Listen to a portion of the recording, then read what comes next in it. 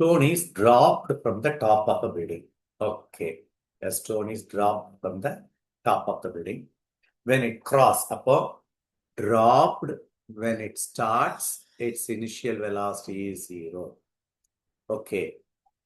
When it crosses 5 meter, இது இந்த 5 metre வர்றப்போ 5 மீட்டர் வர்றப்போ மொத்த ஹைட் ஹெச்னு வச்சுக்கலாமா?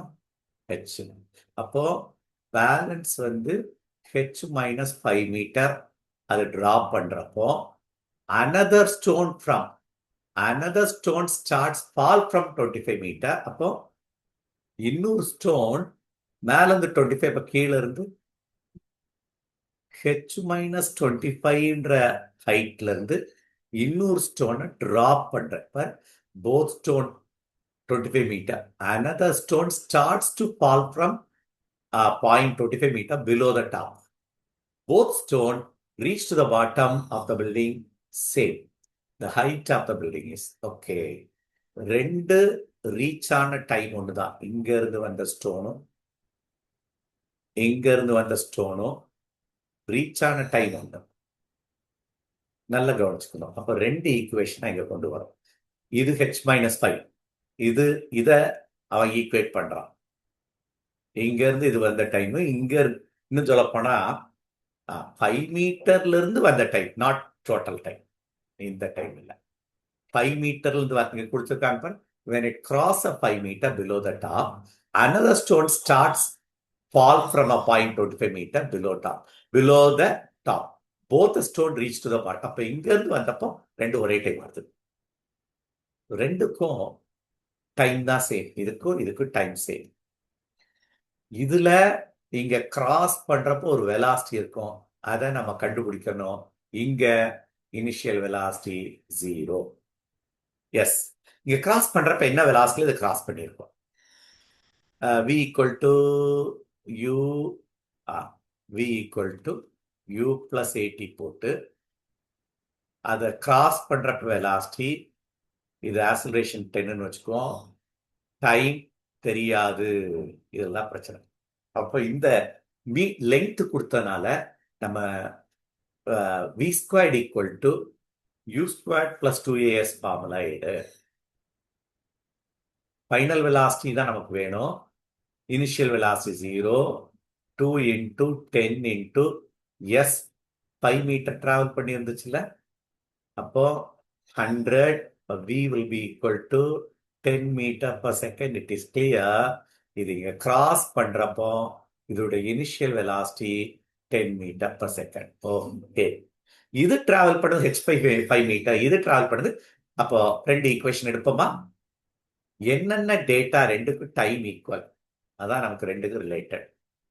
நம்ம எடுத்துக்கிட்ட formula s is equal to ut plus rgt square. இதான் எடுத்துக்கிட்டோம். ஃபர்ஸ்ட் கேஸ்க்கு யூன்றது இதை கிராஸ் பண்ண வெலாசிட்டி 10. இந்த எஸ்ன்றது மொத்த டிஸ்டன்ஸ் h மைனஸ் 5. இது மொத்தமா இங்க இருந்து கீழே வந்து சேர்றதுக்கு h மைனஸ் 5 இன்டூ டைம், ரெண்டுக்கு time same, plus half into 10 into t square, ரெண்டுக்கு டைம் சேம். செகண்ட் கேஸ்க்கு h minus 25. இது செகண்ட் கேஸ்க்கு initial velocity 0, it dropped from this height, plus half into அதே 10 into t squared. அப்போ equation 1ஐயும் equation 2ஐயும் நம்ம டைமை கண்டுபிடிச்சிடலாம். ஆனா நம்ம கால்குலேட் பண்ண வேண்டியது ஹைட். டைமை கண்டுபிடிச்சிட்டா ஏதாவது ஈக்குவேஷன் 1லயோ 2லயோ போட்டு சால்வ் பண்ணி முடிச்சிடலாம். ஸோ இதை நம்ம என்ன பண்ண போறோம்னா 2 minus 1 போட்டுடலாமா? h minus 25 minus h plus 5. என்ன பண்ணியிருக்கேன்? h minus 25 minus இது பிளஸ் ஆயிடுச்சு, ஈக்குவல் டு 0. 10t இருக்குல்ல, which is equal to இதுல இருந்து கழிச்சதுனால minus 10t. plus h minus h gets cancelled. Minus 25 plus 5 minus 20 equal to minus 10t. அப்ப t equal to 2 seconds. இந்த 2 second equation 2ல போட்டுருவோமா, நமக்கு சிம்பிளா இருக்கு. அப்போ இந்த h கண்டுபிடிச்சிடலாமா? அப்போ சப்ஸ்டியூட் திஸ் வேல்யூ இன் 2. அப்போ h minus 25 equal to half into 10 into t squared is nothing but 4. அப்போ 5 4s are 20. அப்போ h minus 25 equal to 20. அப்போ h will be equal to 45 meters.